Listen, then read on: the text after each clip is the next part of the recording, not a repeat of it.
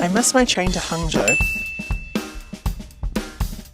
but thanks to the ability to change my tickets for free, I've finally made it. I've travelled to Hangzhou solo, and the question I want to answer is Hangzhou safe for female solo travellers? Let's find out.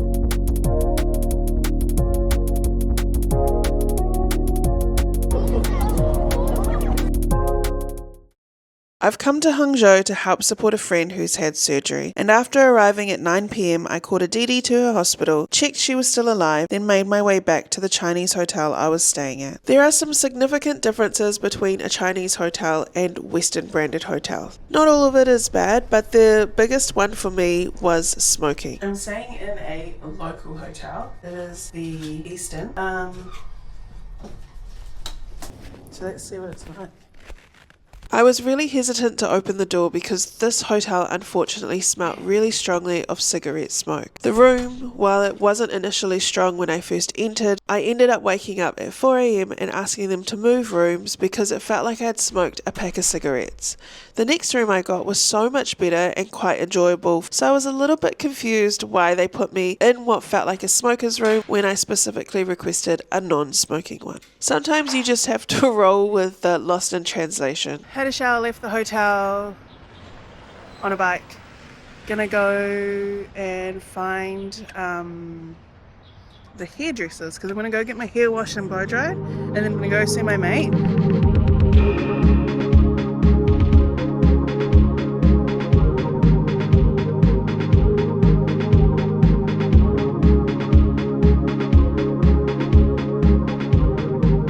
Found what looks like the local mall. If you can't hear me, it's because there's construction. So I got my hair done and then spent most of the day in hospital with my friend to make sure she was all good. Feels much better. My hair's looking all nice. Feels so good. Did such a good job. That's how I went. Enjoy. Just brought a voucher of Dianping. Alrighty, just leaving the hospital. Cat's doing all good.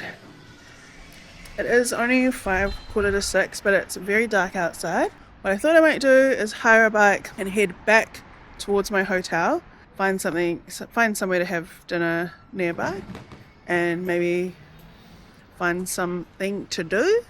One thing I love about China is that you can hire these bikes just about anywhere and they are super cheap. I don't use them as much in Beijing anymore unless I'm going into the city because I have a scooter now, but they are so much fun and they always remind me of being a kid and just being free. I've just caught a DD somewhere along the canal. I've ended up at a mall, but I understand that if I walk through the mall, then I will get to the canal. I think I found what I was looking for. I did. Look at this. Look at this place. Very cute, very old school. I'm gonna try and find somewhere cool to eat. Take a little walk around. I believe we are on the edge of the canal. So, we are. Let me show you this. Look at that. Let me show you this. Cute.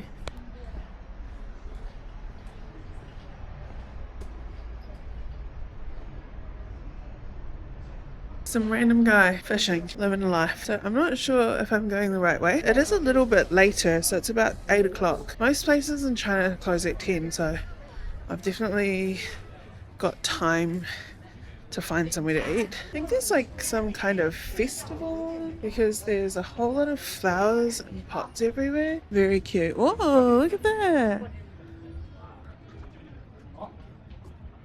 And I'm just waiting to get to the bridge. Looks like there's restaurants, maybe even clubs, but I'm not clubbing tonight with my backpack on. But here's the bridge. Look at this. It's so pretty.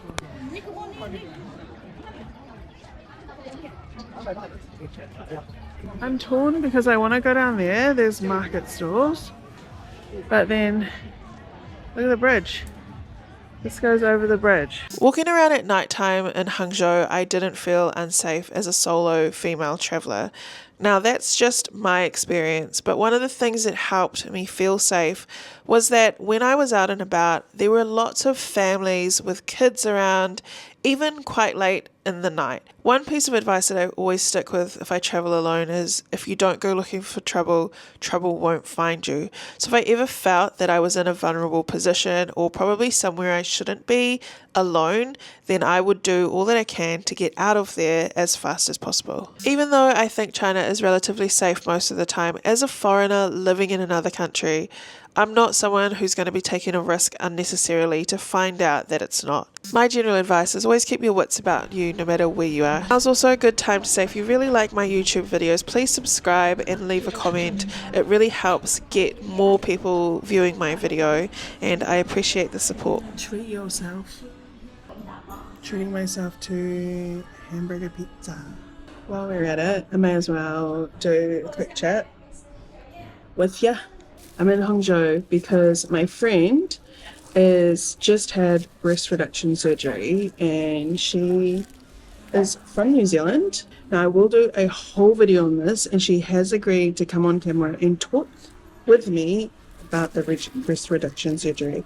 But for now, but she was quoted about, I'll know for sure when I talk to her, but she was quoted about 50, I believe it was like 50,000. 50 to 56,000 New Zealand dollars to have breast reduction surgery in New Zealand. In China, she has paid 14,000. That included 3 nights in a hotel, 2 nights in the hospital. She just had to get to Hangzhou. She's feeling really good. She had the surgery yesterday.